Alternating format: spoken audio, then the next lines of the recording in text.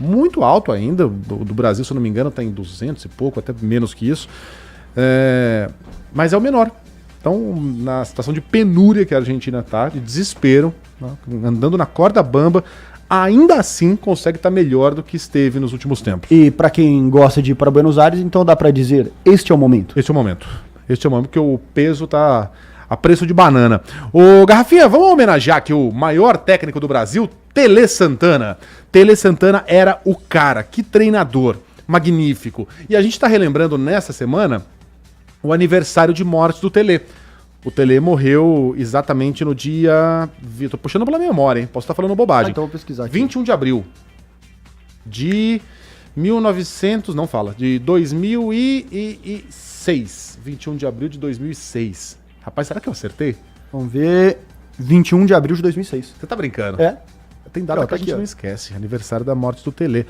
E para falar sobre essa data tão importante para quem gosta de futebol, a gente está em contato com um escritor que foi lá e juntou várias histórias do Tele Santana e depoimentos de gente muito bacana, como Lima Duarte, o Nazi, Nando Reis, Tony Ramos, Cássio Gabos Mendes, e muitas histórias de gente que acompanhou a era Tele de perto. André Plihal, Arnaldo Ribeiro, Cláudio Zaidan.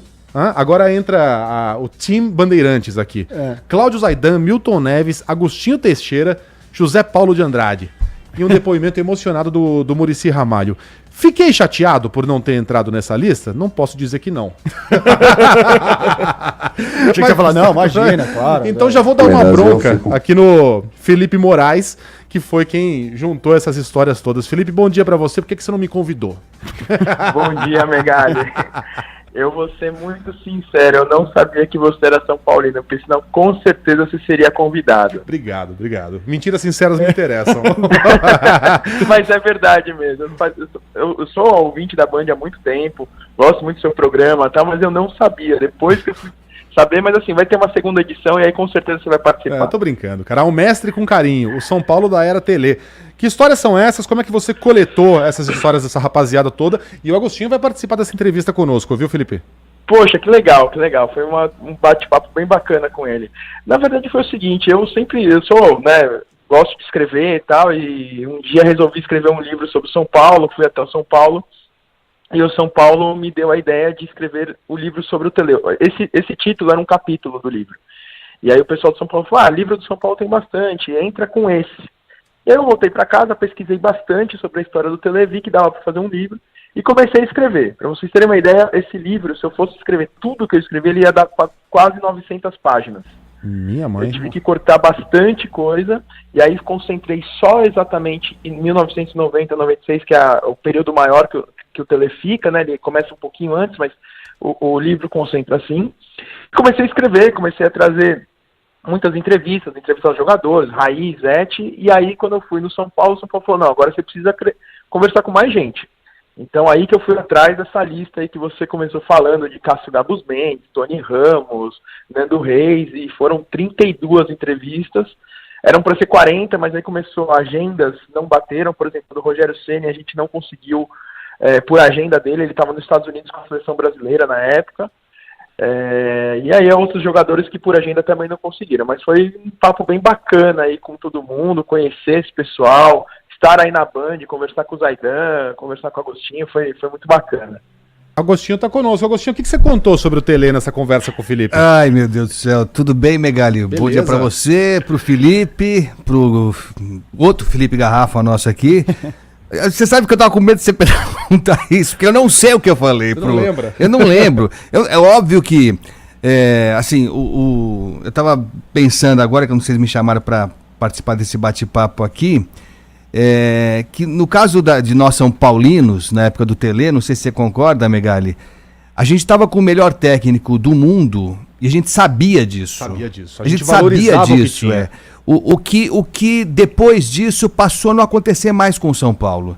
A gente, depois disso, teve talentos em menor volume, em menor expressão também, mas a gente não conseguiu mais perceber isso enquanto eles estavam no São Paulo. No caso do Tele, ele é tão grande, ele é tão maior que tudo isso, né? Tanto que eu não acho que vai aparecer outro equivalente. A gente já tentou ameaçar alguns, né? Então o Tite resvalou, mas resvalou assim, para ser bem generoso. Se você perguntar pro Rafael, ele vai dizer que o Tite pro corintiano é tão grande quanto o Tele pro São Paulino, mas eu acredito que não seja. Não, mas não é. Me dou um exemplo. Mas não é. O Corinthians foi campeão no domingo. É. Alguém foi lá e gritou o nome do Tite? Não. Todo título, ok, faz muito tempo que a gente não ganhou um título, mas todo título que o São Paulo ganhou desde a era Tele, e será assim até o fim dos tempos, sempre terá um coro de olê, olê, olê, Tele, Tele. Não, e um coro entoado por pessoas que não viram o Tele. Exatamente. Hoje no estádio tem um monte de gente segurando bandeira do Tele, como do Rogério, Pedro Rocha, enfim, e outros tantos,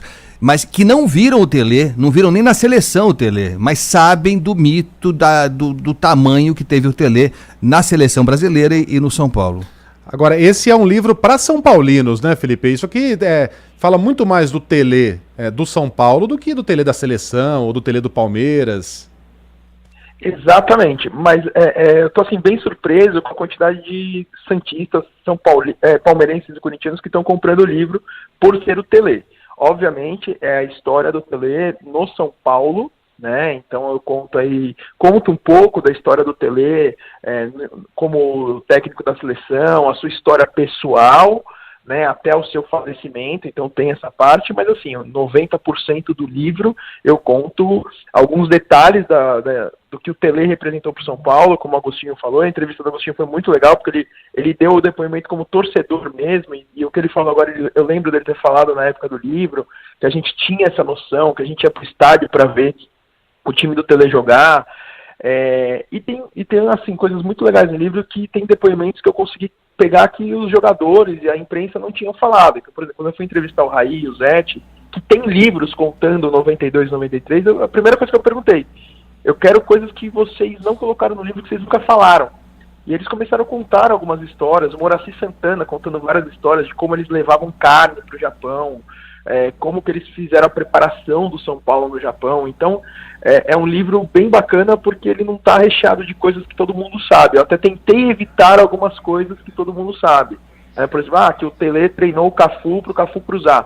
Eu citei no livro porque faz parte da história, mas é uma coisa que eu aprofundei. Eu aprofundei muitas histórias que ninguém sabia, como, por exemplo, que o Tele vetou o Denner do São Paulo. Isso é uma coisa que pouca gente sabia. Olha, até o Tele erra, viu, Agostinho? Você vê? O Denner quase fez dupla de ataque. Tá no livro do Felipe, com, sabe quem? Ronaldo Fenômeno. Já imaginou? Só isso. Essa dupla de ataque no São Paulo. Conta essa história pra gente, Felipe. Eu fico imaginando essa dupla de ataque tendo um meio campo com o Raí, Palinha e um Miller ali no ataque. Tá de brincadeira. E o técnico Tele Santana, né? E o técnico Tele. O Ronaldo foi por causa de dinheiro, né? O São Paulo estava muito sem dinheiro na época, inclusive o próprio Pimenta, que era o presidente do São Paulo na época, não acreditava que o Tele viria pelo salário que ele conseguiria pagar, porque era um salário muito baixo. Então eles não acreditaram, mas aí o seu Carlos Caboclo conseguiu convencer o Tele a vir pelo São Paulo, porque o Tele queria até parar de treinar futebol.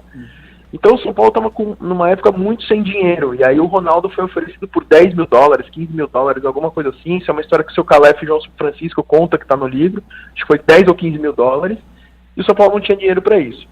Assim como também, para a gente ficar um pouquinho mais viajando, por causa de dinheiro também, um tal de Roberto Carlos não veio para a lateral esquerda do São Paulo. Só isso. Que dor.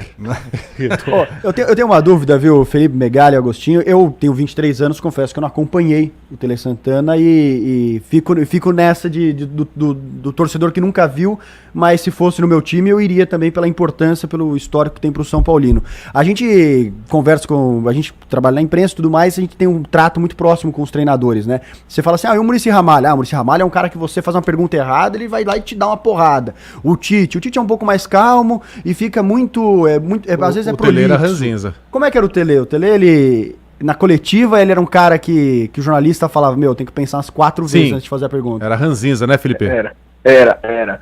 Na verdade, o Tele e o Muricy têm uma coisa muito parecida, porque o Tele, quando você fazia alguma pergunta que ele considerava inteligente, ele respondia numa boa. Quando era uma pergunta que já tinha sido feita, ou pergunta criticando ele, então, Tele, por que você não jogou com um tal ponta, por que você não fez? Ele ficava bravo. Ele não chegava no ponto do Muricy. O Muricy é mais bravo do que ele nesse sentido, né? Mas o Tele tinha até essa entrevista que vocês estão passando aqui dele no Roda Viva, você pode perceber que é uma entrevista extremamente calma, super tranquilo, respondendo todos os detalhes. Mas teve um momento que o próprio Milton Neves foi o protagonista disso, aonde o Tele ligou ao vivo pela rádio com um repórter da Jovem Pan e o Milton Neves tentando segurar a briga, né, entre aspas, e não conseguindo, que o Tele queria discutir. Não foi, o cara estava no estúdio, não lembro quem que era, estava no estúdio, o Tele no campo e o Tele brigando. Olha, Felipe, o Tele já tentou esfaquear, tinha tomado uns Beer Night lá na cantina do Lelis. Ele tentou esfaquear o Milton. É verdade. É verdade. Isso. Partiu pra cima do Milton com uma faca. É verdade. O Milton conta essa história. Agora, tirando esses excessos, de fato. Foi no Esplanada Grill, não foi no Lelis. Foi no Esplanada? Foi. Tirando esse excesso. É engraçado. E no Esplanada tem faca mais afiada. Mas pontuda. Mas eu vou contar uma história que é engraçada. Outro dia, lá no Morumbi, eu encontrei o Dr. Fernando Casal Del Rey. E ele falou pra mim que essa história não é verdadeira. Não? O Milton fala que é. Então, eu falei, doutor, desculpa, mas o Milton me contou, e tá no livro do Milton também, né? Porque o dia que eu entrevistei o Milton, eu comprei o livro dele e ele autografou pra mim. Aí o Fernando começou a rir e falou, eu não lembro dessa história. Deve ser 40% verdadeira essa história. 40%. Mas eu vi, recentemente eu vi o seu Calef dando uma entrevista pro Milton no domingo de manhã na Bandeirantes, e os dois conversaram dessa história e eles confirmaram essa história. Agora, o Felipe... Talvez o Tele tenha partido com o dedo em risco. Aí a cada vez que o Milton condava, já virou a peixeira do baiano, né?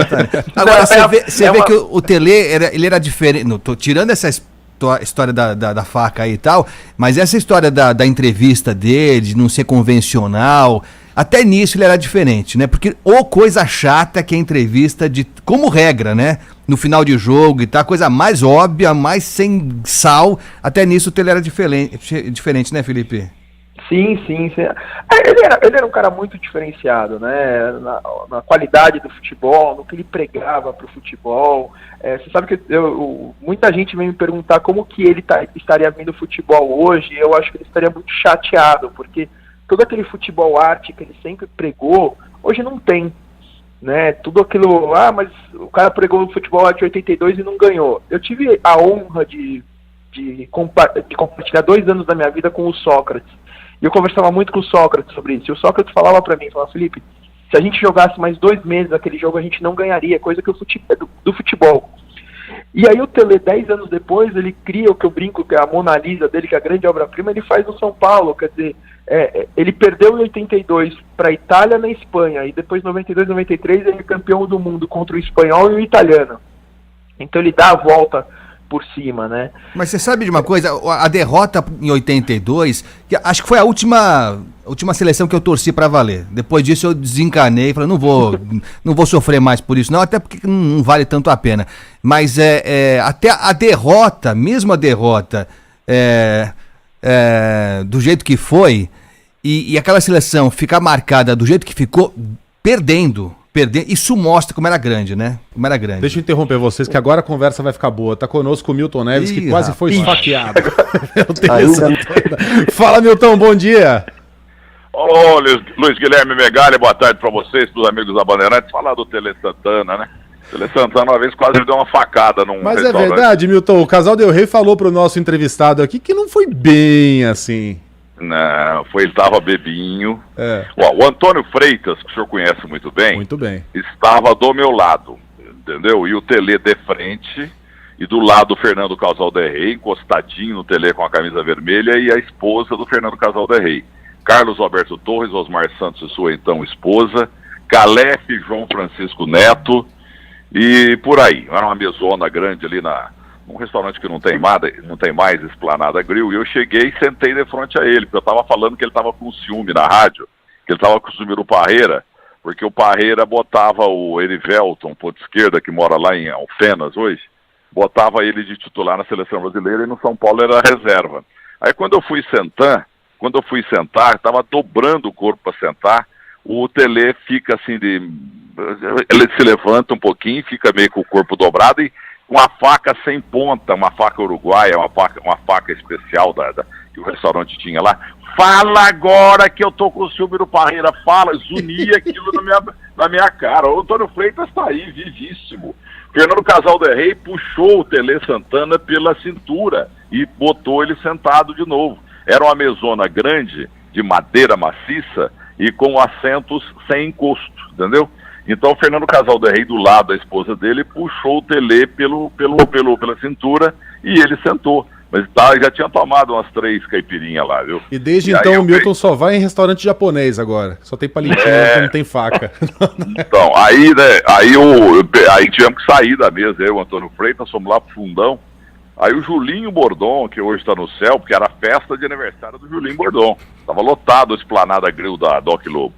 Aí ele chega lá no lugar onde botaram botaram a mim e o Freitas, Antônio Freitas, o Bom Barriga.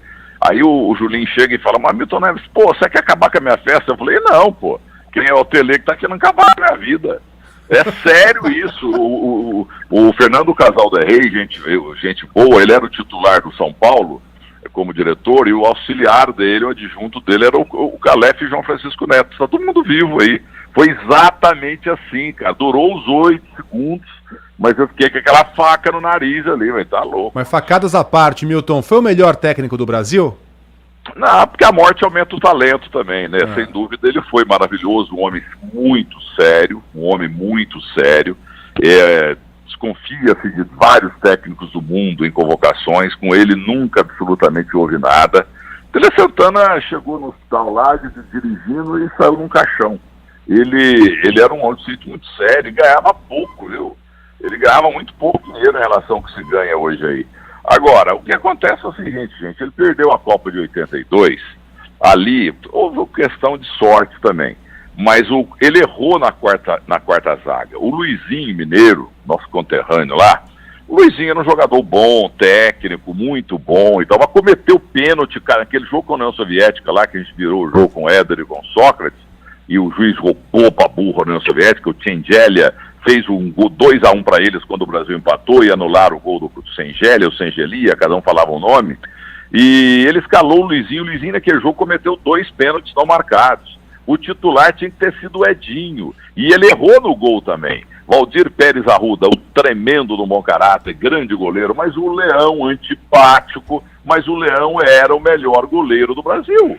O Leão disputou 4 Copas do Mundo, e ele não foi por antipatia do elenco, entendeu? Mas o Leão tinha que ter sido o goleiro do Brasil na Copa de 82. O seu Tele Santana errou no goleiro, no quarto zagueiro e no Serginho Chulapa. Encheu tanto a cabeça do Chulapa, não pode fazer isso, não pode fazer aquilo, não pode reclamar, não pode dar cotovelada, não pode entrar no back, porque o Serginho acabou não sendo o Serginho. Agora, Milton, apesar disso, apesar da derrota, estava comentando agora aqui, mesmo a derrota não foi capaz de apagar o brilho daquela seleção e do Tele Santana, né, Milton?